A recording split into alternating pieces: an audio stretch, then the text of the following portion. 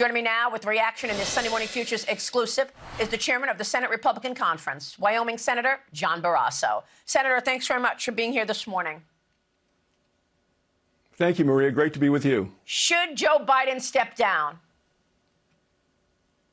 Well, first, in the history of presidential debates, the contrast has never been more clear.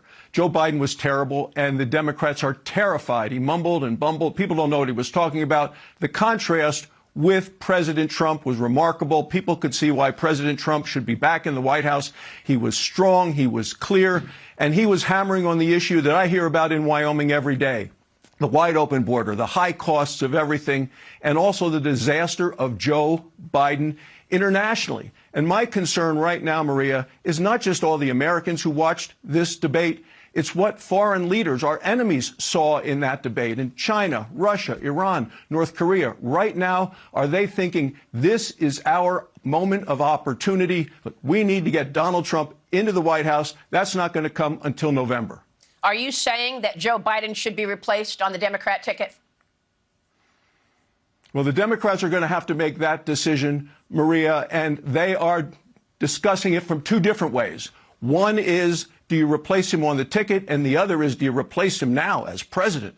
Either way, you're stuck with Kamala Harris, the vice president, who actually I think would be worse than Joe Biden. So it's hard to tell what they're going to do. To remove him from the presidency needs the 25th Amendment of the Constitution, and that involves the president's own cabinet pulling the plug there. And to do that, look, these are the people that have been complicit in covering up what we all saw on the debate stage on Thursday night. But senators in the Democratic side of the ticket have been for years, months, saying, hey, this guy is doing great. He's 100%, fit as a fiddle, sharp as a tack. He is not. The American people and the world saw that the other night. So the Democrats are going to have to make their own decisions about how to handle this terrible situation that they have put our country in. Well, I think you're so spot on. It's really rich to me to look at all of these comments from the Democrats who now are asking for Joe Biden to step down, when, in fact, just a few weeks ago, they were saying Joe Biden is fine.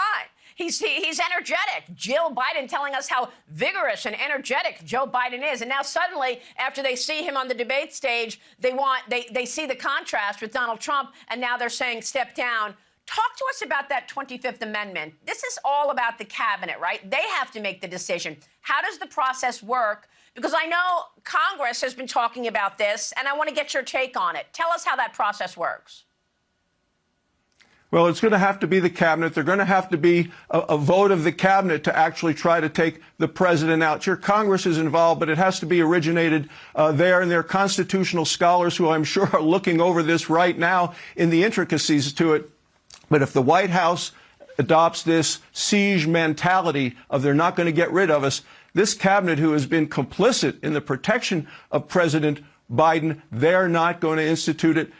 Ultimately, what had happened in the past historically is there's going to have to be wise members of the party, people who are respected by Joe Biden, who go to him quietly and say, Mr. President, it's time. We need to change this. But what I'm saying also as a Republican is we want to get the country back on track. And that means Donald Trump back in the White House, a strong Republican majority in the Senate and in the House. We want to fix this broken border and basically secure the border, get prices down, unleash American energy. It's not enough to just remove Joe Biden. It's to put Donald Trump in the White House and strong majorities of the Republicans in the House and the Senate to really get the job done and get America back on track, Maria. I mean, look, we've got 5 months until Election Day, and we're looking at a commander-in-chief that is being called weak from all corners of the planet. I mean, what are you expecting in these next couple of months? You say you're worried about, our adversaries watching that debate performance.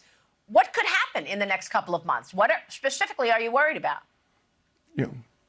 Well, I'm worried about China, Iran, North Korea, Russia, all of them. Look, we've seen they are much more aggressive under Joe Biden in the White House after the debacle in Afghanistan. And let me just point out, Maria, Joe Biden said he didn't lose any soldiers in his watch. There's a young man, Riley McCollum, who joined the Marines at the age of 18 from Jackson Hole, Wyoming. He was our state wrestling champ. He lost his life that day in Afghanistan.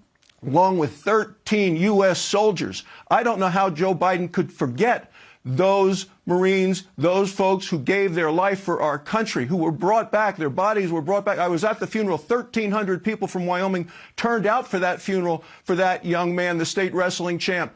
We're never going to forget that. And to think that Joe Biden forgot it, that tells the world that how much he has forgotten and why he is not prepared to lead.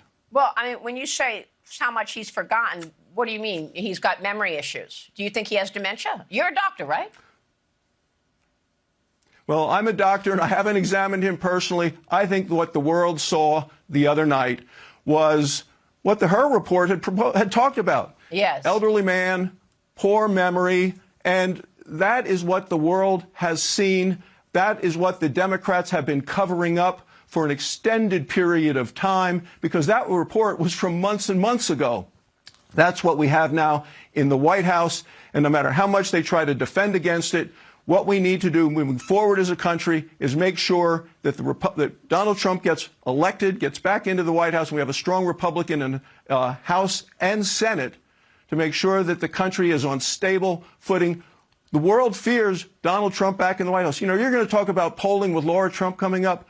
The poll number that I look at is the one that said, if there is a real crisis, if our nation is at risk, who do you want in the Oval Office? Right. Even before the debate, people wanted Trump in the Oval Office much more than Biden. I think that number has to be much, much higher now after what the world saw last Thursday night, Maria. What about the Senate? When are you expecting more clarity on who will replace Mitch McConnell and the leadership in the Senate? And secondly, would you support term limits? Well, first of all, that's going to be an interesting debate, but that's not till after the election in November. And what we know is that every Senate Republican, and I've been working with all of them, are traveling the country aggressively out there, working to make sure we have more Republican senators. We are in battleground states. I've been in Pennsylvania, Ohio, Arizona. I'll be going to all the other states, as will many of our senators, to help make sure we elect a very strong group of Republican senators who will be there to confirm Donald Trump's cabinet, his judges, and to make sure we can do the things we need to do to secure the border, get prices down, unleash American energy, and restore our strength on the international stage, Maria. Yeah, I'd like to see some kind of conversation about term limits for the staffers.